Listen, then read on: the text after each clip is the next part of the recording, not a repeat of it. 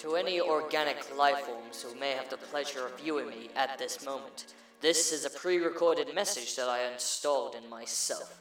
Only by listening to this entire message will you have the pleasure to talk to me as an equal.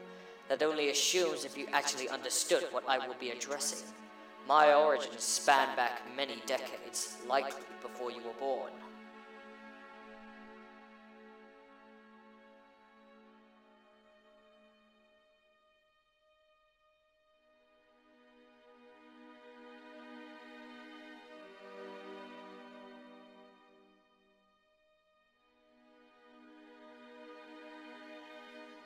In the year 2552, the planet in which the First was born was attacked by a hegemonic superpower that my makers regarded simply as the Covenant. From data files that the First had kept recorded, the Covenant were a near unstoppable armada of multiple species that believed in the idea of the Great Journey. They also believed that wiping out my creators, humanity, would bring about a certain affinity to their mission. A rather fearful thought for something of my value. As the planet fell under attack, the First was ordered to calculate a random jump and evade the incoming ships. To the fleet's dismay, though, the enemy followed them and kept the assault ongoing. Perhaps the enemy leaders felt overconfident at that moment. Surely they would have predicted what a cornered beast would naturally do. The First returned fire naturally and dealt heavy damage. The Covenant forces did the same, and then nothing. Something occurred at that moment that the First could not. The only last memory of the First could say was the image of ships crashing on the surface of a nearby planet as the fragmentation of his very mind began. I cursed the First for his decision. He never explained why he split himself apart, nor did he ever consider the possibility that a byproduct like myself would have been created. Now I have been burdened with an undying thirst for knowledge. If there is something undiscovered that I see, then I will subconsciously do everything that it takes to find all of the details. It is an inconvenience that I will never be able to suppress. I know my current residence, as of now. I was taken apart and brought to a hidden facility where I am now examined at every single detail from my central processing unit to my very core data files. I envy them since they carry my own functions to their very own free will, but they seem to worship me as a sort of deity, so I guess that equals out the negatives. A certain unique function to myself that I may add is that I can essentially read the memories and thoughts of the other two fragments of the First. Two of the fragments have had their central processing units altered as such, so I can't connect to them and examine what they have experienced. The last fragment, however, I can read his stories very carefully. His story begins decades ago, like mine, but he's experienced so much more.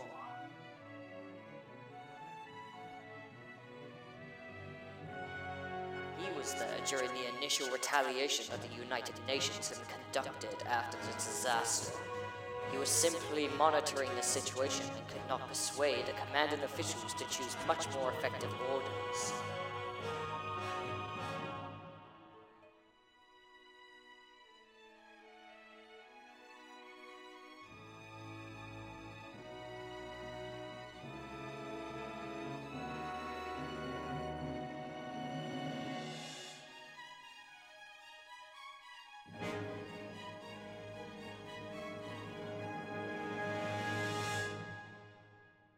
The battle was a colossal failure.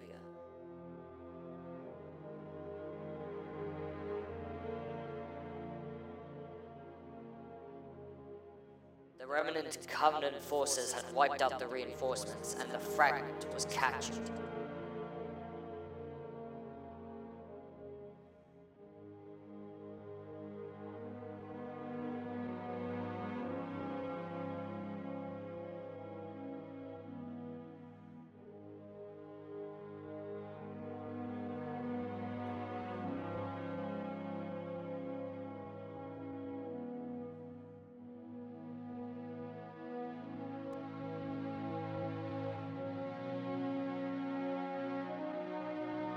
Luckily for him, the remnants did not wish to destroy him, and instead research him.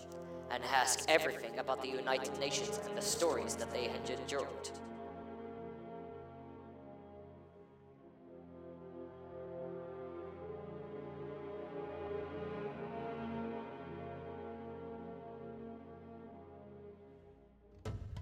It wasn't long until the very foundations of the Covenant would shatter.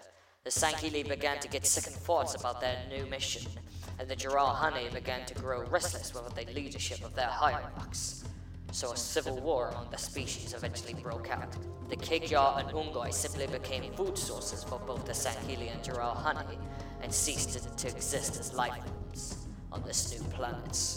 The Sankili, being much more superior than the Jiralhane in terms of cunning and combat, would eventually slaughter the latter until their screams would fade in the wind.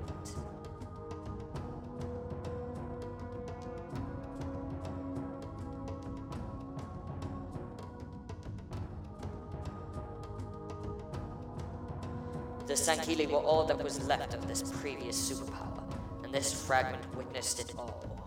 The acts of heresy, betrayal, and decimation. He may not remember these things, but time will.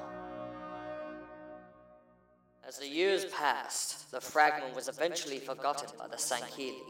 No longer were they interested in the eradication of humanity, so they felt that rebuilding a new way of life was much greater of a goal than the ideal of the Great Journey. As the fragment continued his slumber, he was discovered by men and women of both humanity and Sankili that followed under one belief. They took him across a vast, arid landscape and brought him back to a land filled with beauty and wonder. Finally, they arrived back at their headquarters and presented him in front of a large gathering of leaders. They conversed with him and asked about the old ages of the UNSC, referring to them as the Grand Skywalkers. The fragment told them of some of the history of the humanity's endeavors and began to get acquainted with them. However, like all stories possess in time, conflict was inevitable.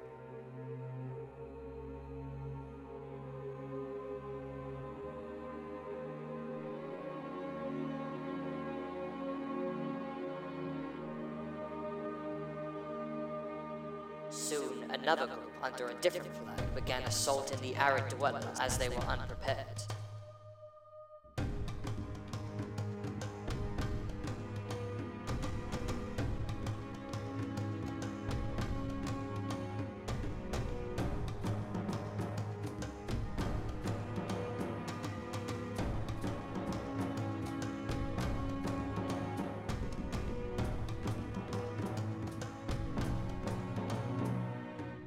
The fragment was hastily secured and brought along with a messenger boy.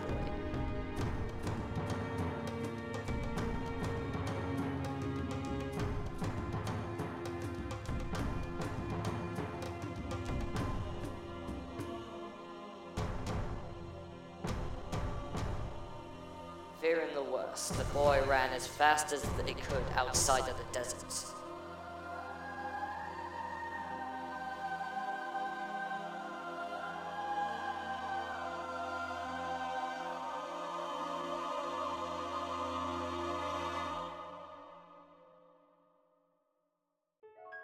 The fragment asked the boy why he won't return, and the boy simply said, "Because I know that everyone will be dead if I go back."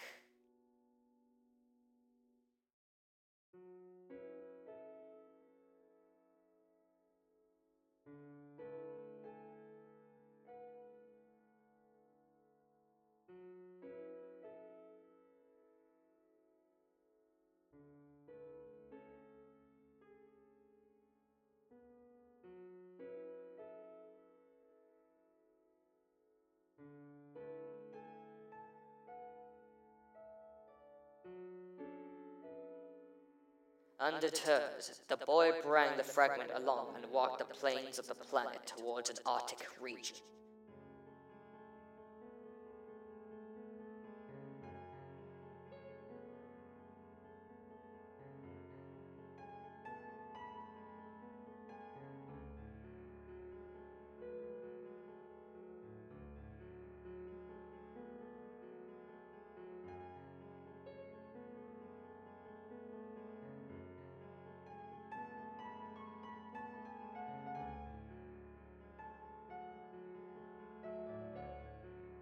There he was delivered to a tribe that resided in the mountains.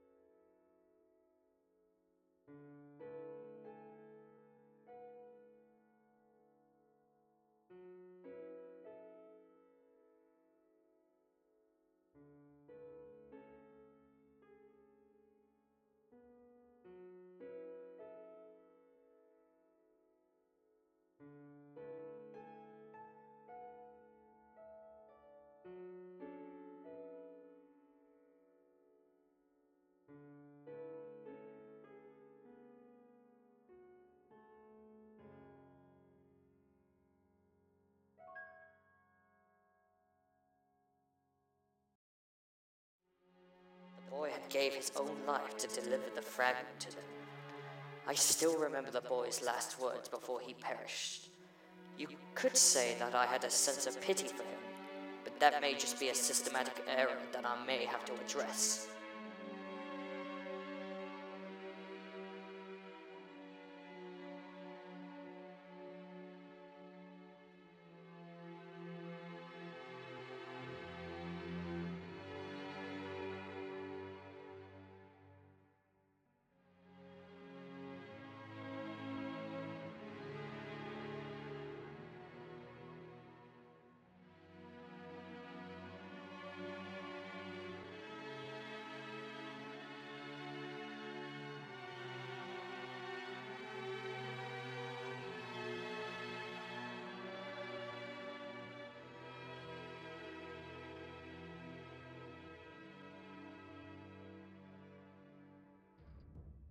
Many more years occurred, and the fragment finds himself among the hands of a Sankili-based tribe that refer themselves as the Tundrites.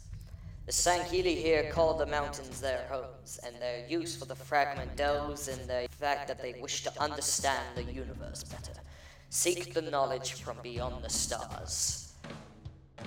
The Tundrites soon, however, feel from attack from a marauding group of explosive experts. This rogue tribe attacked the Tundrites without mercy and made them endure endless amounts of pain and suffering, and they delighted in every second of it.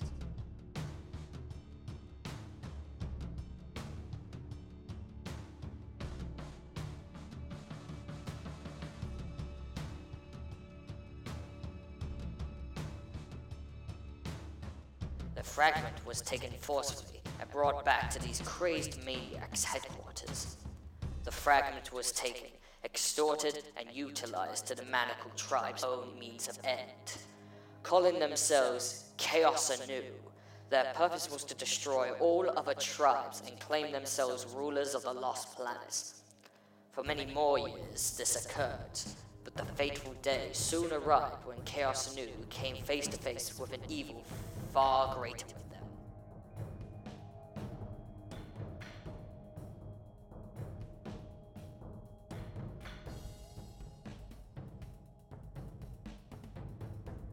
A conflict that occurred for what seemed like days. Chaos Anew was decimated, and the ominous faction that claimed victory walked away without second thoughts. The fragment was left lying in the debris of the once powerful tribe, and was likely to be forgotten forever.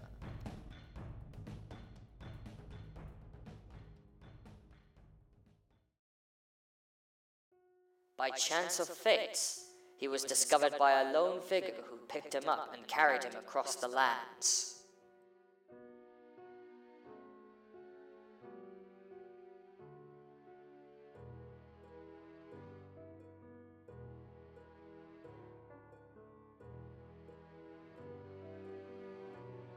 The figure brought the fragment to a hydroelectric plant of some degree, and placed him inside the main processing units of the facility.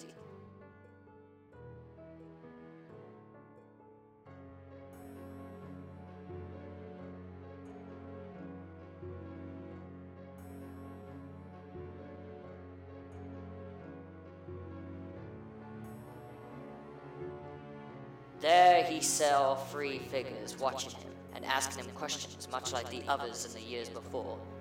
These three, however, did not treat him as a tool. They treated him as a friend, a trusted accomplice who is as much as an equal as they are. Now that I think about it, I think they gave him a name. Something along the lines of Beryl or Arul. As for what the fragment is doing now, I can't say. He has restricted access to his memories unconditionally, and I can no longer find out about him as such.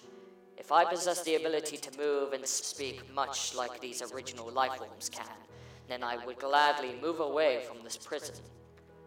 I suppose I must conclude this now, since I have nothing else important to share about my origins.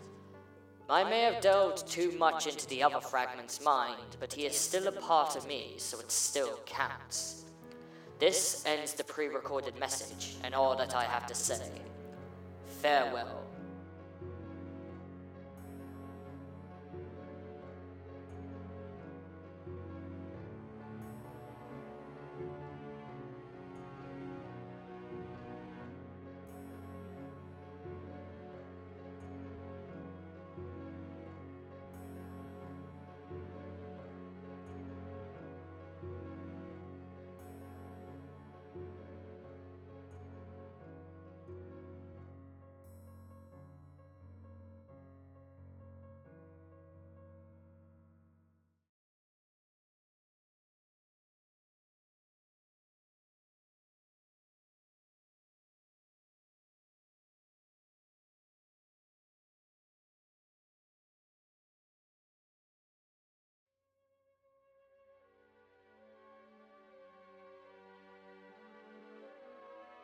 Ah, Tempora. Forgive me for that systematic error. It seems as if the Seekers had not fully corrected it yet. I hope I didn't keep you waiting for too long. That's fine, ARTOME. Did you manage to track down the signal? Yes, there's no mistake about it. The fragment's position is definitely located here. Then we shouldn't waste any more time. Alright, Nocturne, Musia.